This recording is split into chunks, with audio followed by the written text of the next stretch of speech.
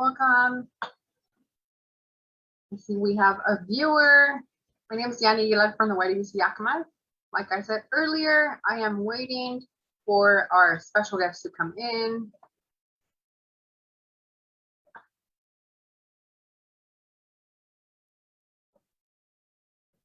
Yeah, as soon as our guest comes in, we'll get started.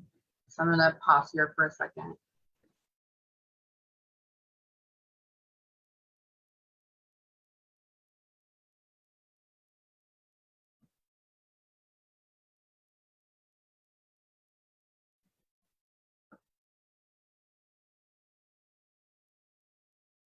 Thank you for joining the video.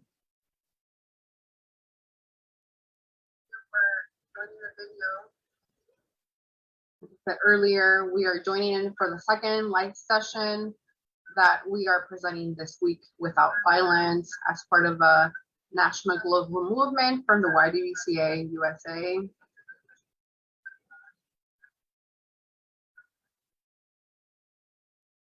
My name is Dania Aguilar from the YWCA Yakima. I am the community outreach coordinator, and I'm happy to be here today and talking to you with a representative from the Lighthouse from Sunnyside, Washington, to share some about their services and how people can reach out to them, what specific programs they have and provide for those that are seeking emergency needs or are under a crisis situation, whatever that looks like. We are hoping she can hop on today and be in our live.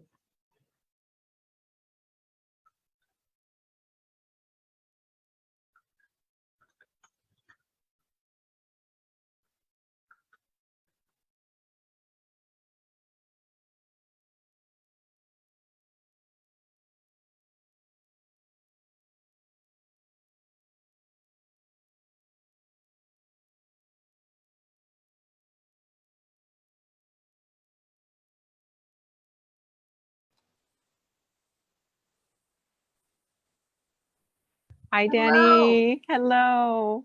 Hi. It looks like you have joined us right on time. Yes, perfect. Thank you. You are very welcome. Actually, thank you for joining.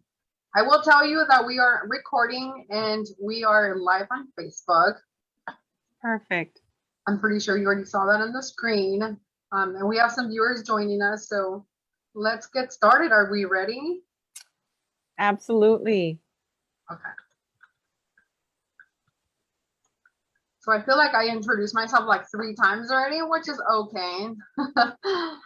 In light of Domestic Violence Awareness Month, we are here today from the YWCA with a lot of our community partners and service agencies to really share about some resources and kind of enlighten a lot of our community members, or perhaps someone that is experiencing any form of gender-based crime, or specifically sexual assault or domestic violence. I know our representative that is here today from the Lighthouse and Sunnyside will be able to share a little more about, actually a lot more about what programs and services are open for public. How do we reach out? How do we send that referral? How do we make that contact? If there's any criteria. So basically, I'm gonna open up the floor for that. Leticia, I'll have you introduce yourself and then we'll kind of go from there. Okay, that sounds great. Well, Danny, thank you so much for the invitation. One of the things that I really appreciate about organizations that provide direct services to survivors of domestic violence and sexual assault is the collaboration. I truly appreciate that. I say it all the time that the Lighthouse isn't able to do everything all on their own. And so we rely on our community partners to help one another out, to support, provide referrals, et cetera. So again, thank you for the invitation. I know October, it being Domestic Violence Awareness Month, I am just so grateful that we were able to partner up and do something like this. And so good afternoon, everyone. My name is Leticia Garcia, and I'm the Executive Director for the Lighthouse Advocacy, Prevention, and Education Center. We're located down in Sunnyside. So thank you. I was just making sure that we're getting the introduction on our Facebook. I am noticing that we're having maybe network connection issues on the Facebook Live. So Okay. making sure that they can see us on here.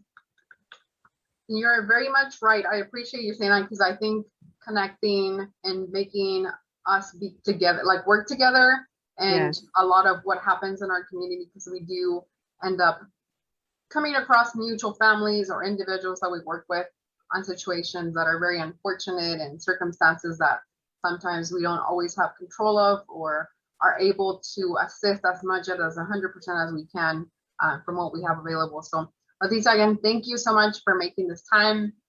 I know you mentioned you had to gather your child, and that can be a hard transition. And I was like, I was gonna text and say, don't speed, make sure you get home safe or back to the office. So thank you for being here and being able to share this. It's a video that will be recorded, and then hopefully people will come back and view that information anytime during the next couple of days or weeks, or Yeah. absolutely find us on the YouTube channel for the YWCA, as well share with any networks that maybe might have missed the session. That way they can come back and help us bridge that connection to people that absolutely need the service or would Yes. simply just have a question. If it's a familia, if it's a neighbor, if it's a primo or a cousin, someone close by, or maybe a friend or a peer, whatever that looks like, we can definitely work together. Yes. Not exactly in silos, but work together as a community because we are all part of the Yakima County. Absolutely. That was very beautifully said. All right, thank you. Well, Leticia, I'm going to let you take it away. So tell us what programs and services the Lighthouse provides. Yes, absolutely. So we are what is called a dual agency. So we're able to provide support services for survivors of both domestic violence and sexual assault. And all of our advocates are cross-trained. We've taken all the training. We do continuing education so that we can assist somebody. So whether it is our 24-hour crisis line, somebody wants to call in because they are experiencing violence in the home, or something may have happened to their child, or they have a relative, they can call the crisis line. They can get connected to an advocate so that we can provide the necessary resources, services, and more than anything, just to have a listening ear that is going to be empathetic, non-judgmental, and really truly listen to what that person's need is and what they're going through. So again, we have the 24-hour crisis line. We're always looking for volunteers. We have a wonderful small group of volunteers that help us with, the after-hour phone calls on the weekends. Sometimes when they're not able to, when the volunteers are not able to fill all the shifts, then we rely on our staff to be able to cover shifts on the calendar for whatever month. So if anybody out there is looking for a meaningful way to give back to the community, please know we're always in need of volunteers. We provide the training for them, and they still have access to an advocate even after they start taking shifts on the calendar, and they get a call, and they whether it's they need a debrief because it was a particularly upsetting phone call with what the person may have shared.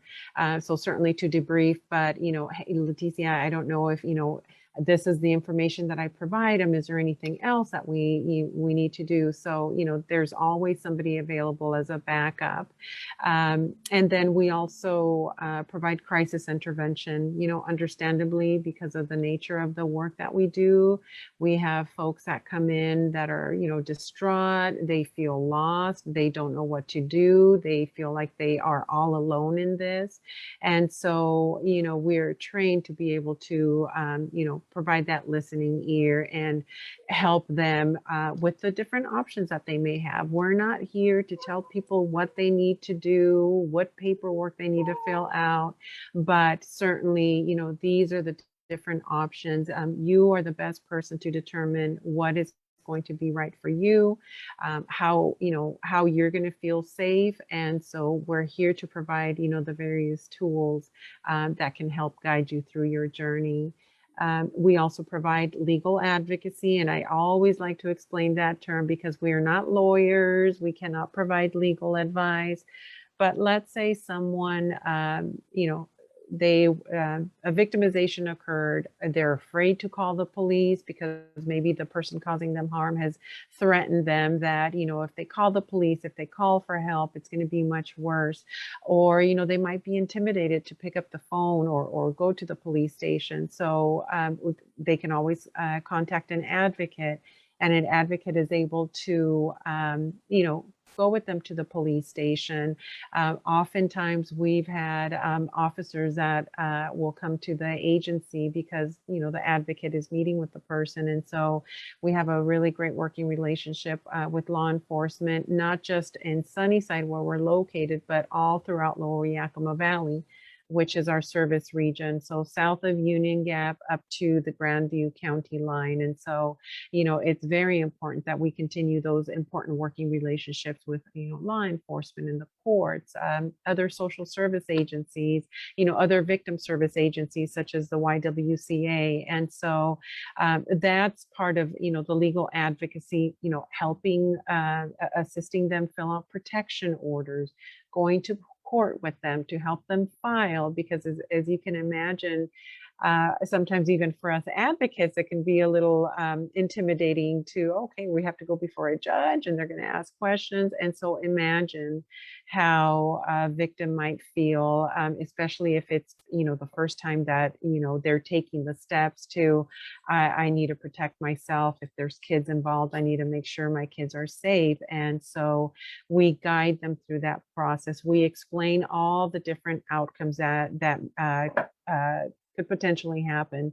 We also never want to be in a situation where we tell them, well, yes, you're going to report it to law enforcement. The person causing harm is going to get arrested and they're going to go to jail and they're going to stay in jail for a long time, because unfortunately, it doesn't always work that way. And so when somebody calls and they're asking for guidance, for legal advocacy, or what their situation is, it's very important as advocates that we explain the process and all the different scenarios that might happen. Even when we're getting ready to go to that hearing where the respondent or the person causing harm is going to be there,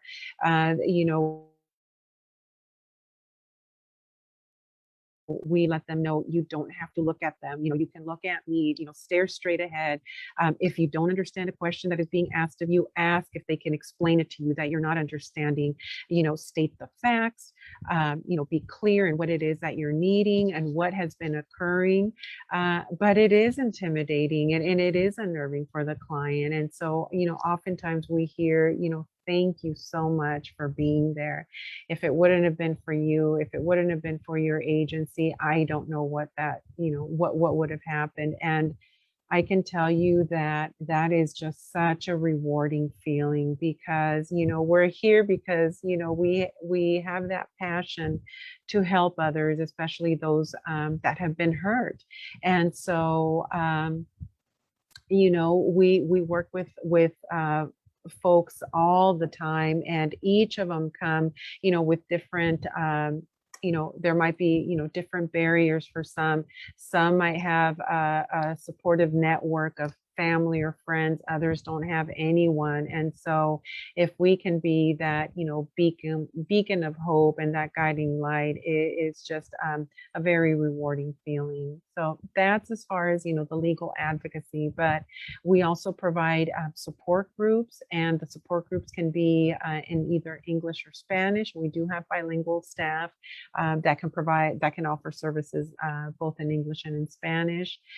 We do have funds for therapy, for those who have experienced intimate partner sexual violence. And all of our services are completely free of charge. And that is thanks to the funding that our organization receives, that we're able to provide those services free of charge without having to, create that additional barrier of, okay, well, how am I going to pay for this if somebody helps me with a protection order. There are no fees involved. We do outreach in the community, such as we're doing today. And, as COVID allows, we've been able to do a little bit more outreach.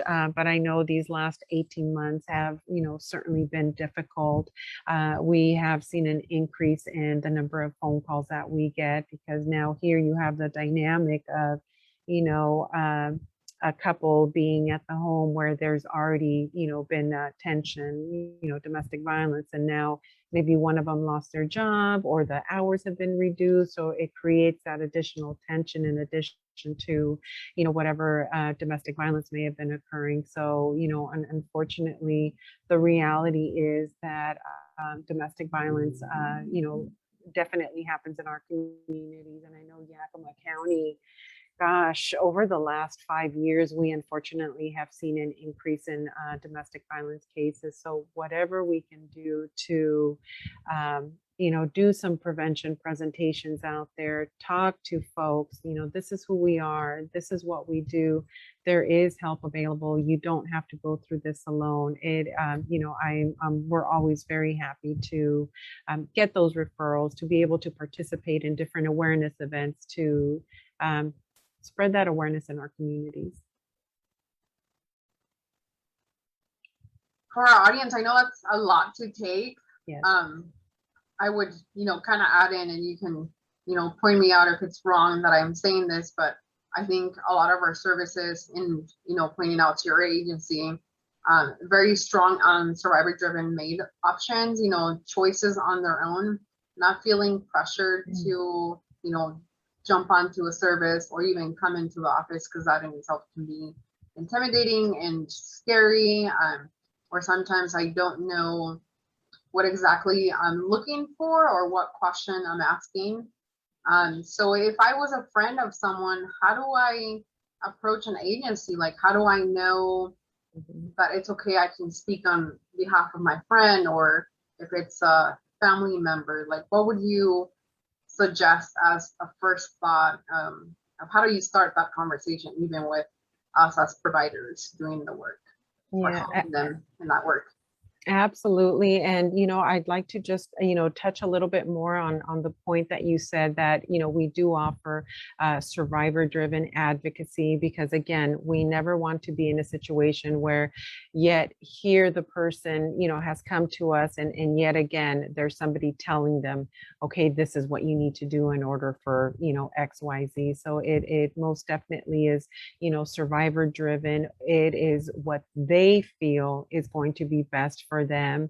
And we sometimes have family members that call, they're very concerned for their family member, for the situation that they're in. And so we just encourage them, believe them, support them. You can bring them to our agency, if they feel, comfortable having that, extra support person to meet with an advocate. We're here to listen. It's a warm and welcoming environment. It's not okay that somebody is harming them, or children are being harmed. We can help guide you through that process. And so for family members, it's so important, because we sometimes hear, well, I've tried to leave before, and now, I really don't have anywhere else to turn to, because I've been in the situation for so long. And, my family is like, well, we've tried to help in the past, and you're still there. It's, please continue to encourage them, let's go, I'll take you. The services are free. So just as much of that awareness that we can provide our community. This isn't, we've heard before, well, this is, a family problem. You kind of keep it hush hush, just, between yourselves. But, it does affect the whole community, because then, you might have a child who is going to school and isn't able to concentrate because, they heard their parents the night before, whether it was physical, whether it was verbal or emotional, and we've served clients from all walks of life, domestic violence, sexual violence. doesn't discriminate. It really can happen to anyone. And, I would just like to say there is no shame in what, a person has experienced. That's why, advocates that take on these roles, it is because they truly want to be able to help someone. They have it in their hearts, they have that compassion, they have that empathy, and they want to create healthier communities in which we can all, live and go to school and work and be productive members of society. And so I just encourage anyone out there that, might know of someone that is in a tough situation, continue to encourage, don't tell them what they need to do. Have them go to the YWCA, the Lighthouse. I mean, there's so many different organizations, throughout the state. There's, two really great resources. So there are two coalitions within Washington State. It's the Washington State Domestic Violence Coalition, and then we have the Sexual Assault Program Coalition. Those, they have listings by county of all the different victim advocacy programs that are available. So you're certainly more than welcome to give us a call. Our number is 509-837-6689. And that number is available whether it's 8 o'clock in the morning or 8 o'clock in the evening, 24/7. So if you're looking for resources, maybe you're listening to Facebook Live and you have a relative that lives on the west side, you're more than welcome to give us a call so that we can provide you with, some resources up in that area. So I know I'm giving a lot of information in a short amount of time. So if there's anything that I'm leaving out, Danny, please let me know. No, it's great. It's information that's needed. We want to make sure that we have enough boards, enough blocks that are making that bridge so we can make that connection from that individual who identifies as a survivor, as a victim, as a family, someone who's witnessed that situation within friends or, relatives, whatever that looks like. Just having that connection through a phone line. And I know I'm going to repeat it myself, Leticia, is it 509? I see 837-6689. Yes. Okay. Yes, that is correct. Yes. So it is on our chat box and it will be on the recording. So that is open 24/7, correct? Yes. Perfect. And if some people do have language barriers, we do have bilingual staff that's available on your site. Absolutely. Yes, absolutely. Great. That's always good to know. And as far as location, I know you guys are located in Sunnyside, but I could only assume that you guys work with families all over the entire county. Yes, absolutely. So our service region, so the main office is located here in Sunnyside. However, the service region is, south of Union Gap to Grandview. And so, Toppenish, Wapato, Granger, up to Grandview, all those little cities in between, we are able to provide services. Now, we actually can,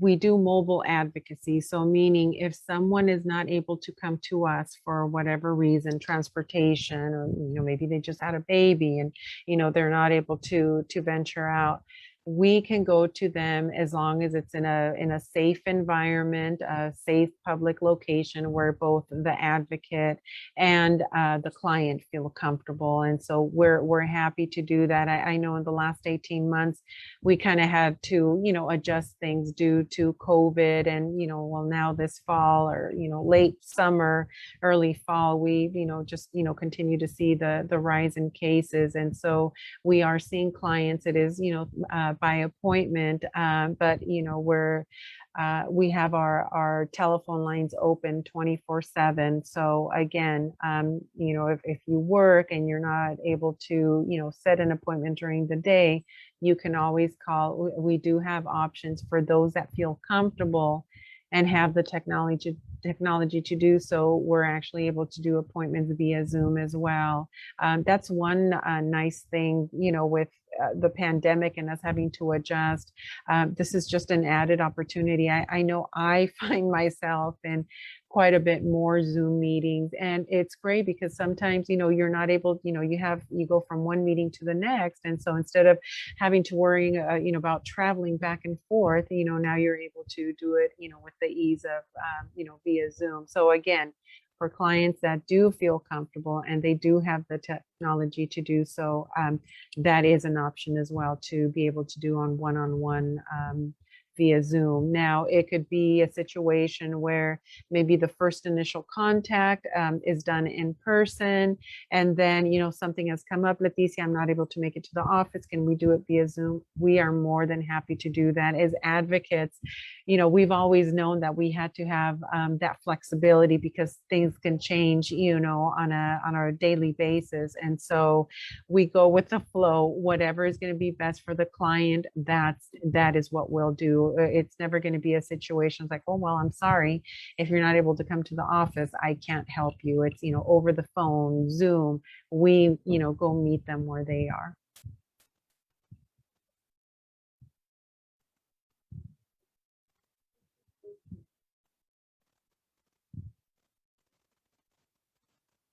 Oh, I can't hear you.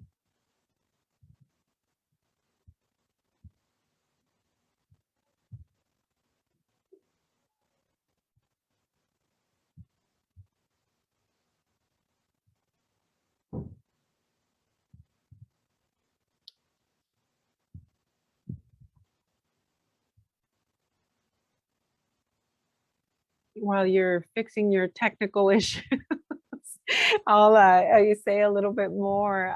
One of the other things too, I mentioned that we're always in need of volunteers, but we have been fortunate that we've received flexible financial assistance in times past where we were able to, give directly back to the client. So, anybody that's listening out there, any donors that want to be able to give back, I can tell you that when we've had this flexible financial assistance and we've been able to help somebody pay their rent so that they can have, provide, food for their children, or, we were able to help them buy, warm clothes for the winter months because, it's one income.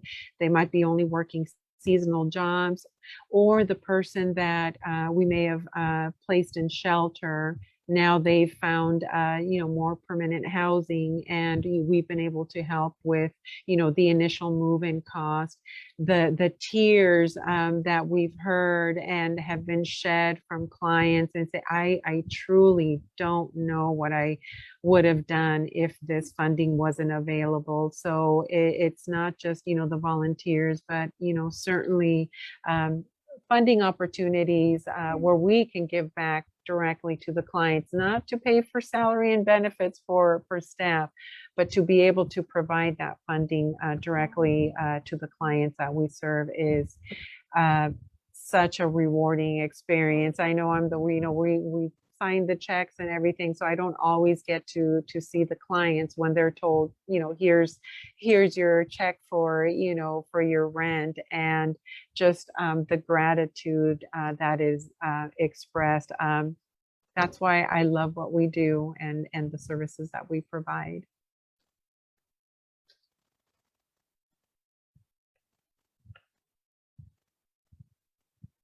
One of the other things too, Danny, I know we probably have a few more minutes here, but one of the things that we really want to be able to do more of, and, unfortunately, due to COVID, in the last, year and a half, we haven't been able to do too much, but prevention presentations that we can offer to kids in schools so that they know, about healthy relationships, what it means to, be a good person to their partner. This is something that we've been pushing so much because I can tell you when I was in school, it was just some of the basic, health education classes, but as far as, you know, dating and healthy relationships, you know, the signs and symptoms of, you know, unhealthy relationship. What does a healthy relationship look like? Uh, that is just absolutely important that we can get, you know, we, you know, do it in a obviously age appropriate manner. So the content that we, you know, would talk to middle school and high school would look differently than elementary students. But, you know, as much as we're able to get in there, you know, anyone that might be listening that, you know, has connections to the schools, whether it's a health education class or some other class, we're always happy to be able to do that. And we can come in and we can do that for free, or we can set it up via Zoom. Again, you know, technology has made it so that we can be more accessible instead of, you know, actually coming in. And especially because I know, you know, certainly the schools, you know, have their, you know, safety precautions for COVID and, you know, not allowing to, you know, visitors you know, to be in the schools. But if we could do it via Zoom, we are happy to do that. If, you know, prevention. Anytime we're able to do that, get to the kids when they're younger, so that they can learn more about, you know, what this means and what it is to be a, you know, boyfriend or girlfriend, or be in a healthy relationship. We're happy to do that. And again, it would be through, you know, calling us at the 509-837-6689 number. And I think we have you back, Danny. Can you hear me? I think you can hear me now, I hope. Yes, I Good. can. Thank you. So I appreciate you bringing up the topic of prevention, because I think to spark change, even as adults, starting that conversation at an early age is absolutely valuable. So I appreciate your team for doing that and have been doing that. So if there's any young people out there watching this video, or any educator, provider, parent, grandparent, whoever is in guardianship of young people, like, reach out and get that conversation started, because it can be kind of scary, but it's definitely an essential skill that we all should have been educated early on. But I think it's a great opportunity to do it now. It's not too late to build on those skills, identify some of those unhealthy behaviors, unhealthy actions, the intentions, and those long-term effects, because we know through statistics that it definitely affects 1 in 3 teens nationally. And we're looking at ages below 17, 16 years old. Our young kids start to date at the age of 11. So, oh gosh, maybe 10, who knows? But yeah, do connect with us, because I think it's part of the movement that we need to get young people involved, but it's also part of the movement of getting our parents and our adults involved in those conversations and having them see that opportunity of them getting involved. Yes, absolutely. Yeah, great. So yeah, hopefully we will not have problems getting this video uploaded and ready for you guys to view. Tomorrow we have a representative from Aspen Victim Advocacy Services that will be joining us, Debbie Brockman, who's also an executive director for that program. So we have to learn more about that. Laura, Leticia, I'm so sorry. You guys have so much services and programs that people really need to know about, and I appreciate you being here today. I know we are speaking very fast, but just wanted to make this a brief live. So let's not be afraid to call, ask a question, reach out, and know that we are here locally. So if there's anything that just comes across that needs to be presented, let us know. We have to be able to open up these conversations, because it's real, it's happening. We're actually number 2 in the state of Washington of the highest crime rates of domestic violence specifically, which is very scary as an adult myself. So yes, let's join this mission and interrupt all forms of gender violence, specifically domestic violence and sexual assault. Absolutely. So any closing message, Leticia, before we close out the session today? Yes, well, Danny, just again, thank you so much for this invitation. I would love for us to continue to be able to offer these type of awareness activities for the community, and just partnering up with you folks is just a really wonderful experience. And, just as Danny said, please feel free, give us a call, get information, maybe, it just takes that one phone call to take that initial step to help guide you through your journey. We're here. We provide a welcoming, non-judgmental environment, and we just want our communities to be healthier and safer. So anything that we can do to assist with that, we're very happy to do so. Yes. And for our comunidad, sí, hablamos español. Sí. So connect. Conéctese por cualquier pregunta, concern, comment, lo que sea. All right. Well, thank you so much, Lindsay. I'm going to close off the session. We're going to close off the live, and if you can stick around for just a minute. Absolutely. Thank you all for being here and viewing this video with us today. We'll see you here tomorrow at the same time, 4 o'clock.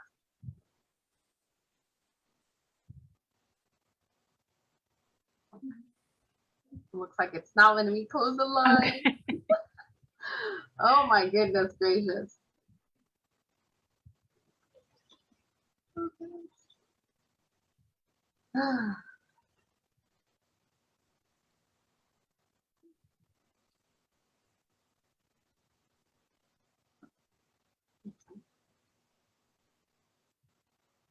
Well, these are, go ahead and log out. You should be just fine. Okay. I'm gonna figure this out, and okay. I'll send you the recording. Otherwise, you can look it up on our Facebook and our YouTube channel by tomorrow. That sounds great. Thank you so much. I know you worked really hard on this. Okay, I appreciate you. Yeah, I appreciate you too. Take care. Bye-bye. Bye.